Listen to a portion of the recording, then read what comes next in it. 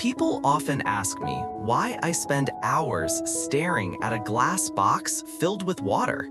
They see a decoration, but for the last 100 days, I haven't just been building an aquarium. I've been building a world. Day 1 started with emptiness, just 5 panes of glass and a bag of soil. There is something terrifying and beautiful about a blank canvas. I remember standing there, holding a piece of driftwood, feeling the pressure to make it perfect.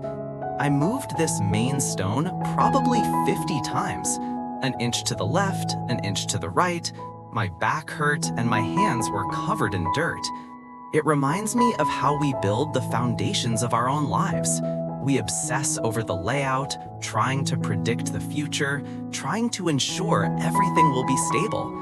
But as I learned, you can plan the structure, but you cannot control the growth. By day 7, the hardscape was done and the planting began. Planting a tank is an exercise in hope. You take these tiny, fragile stems, some no bigger than a fingernail, and you push them into the soil with tweezers. They look so weak. I remember thinking, there is no way this is going to become a forest. It's like starting a new habit. You go to the gym for 1 week, or you save a little bit of money, and it feels insignificant. You can't see the result yet. You just have to trust that the roots are taking hold underground where you can't see them. Then came day 20, the ugly phase. If you are new to aquascaping, nobody warns you about this. The water turned cloudy, brown algae covered my beautiful rocks. Some of the expensive plants I bought started to melt and turn into mush. Honestly, I wanted to tear it all down. I felt like I had failed. I tested the water parameters every day, obsessing over the numbers. But nature taught me a harsh lesson here. Chaos is part of the process. You cannot have a balanced ecosystem without first going through the imbalance. I had to stop interfering so much. I had to let the tank figure itself out. It's a lot like our personal struggles.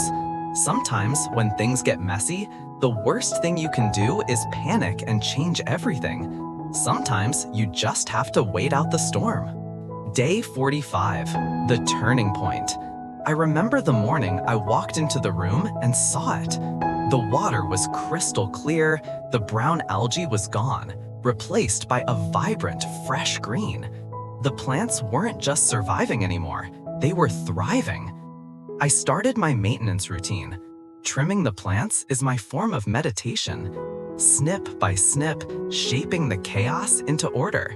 It's satisfying to cut away the old growth to make room for the new. It made me wonder, what things in my own life do I need to trim to let the better parts of me grow? Day 60 was when I finally added the livestock.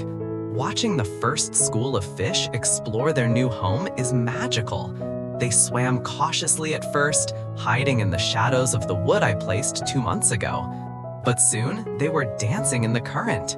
The tank wasn't just a picture anymore, it was alive. The shrimp were cleaning the moss, the snails were working on the glass.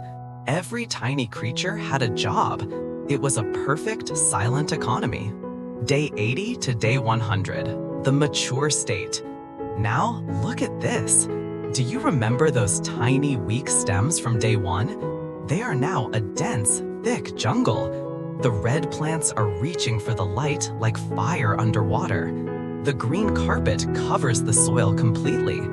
When I sit here in the evening, watching the oxygen bubbles rise from the leaves, we call this purling, I feel a sense of peace that is hard to describe.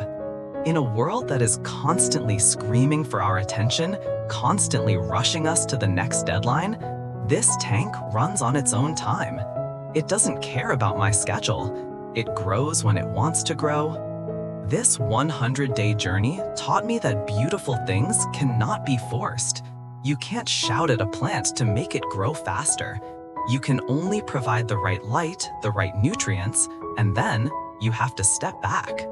We overestimate what we can do in a day, but we underestimate what we can do in 100 days.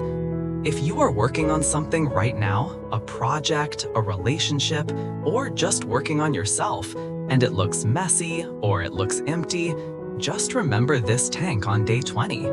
Give it time. Keep the water clean. Trust the roots. Thank you for watching this world come to life. I'll see you in the next one.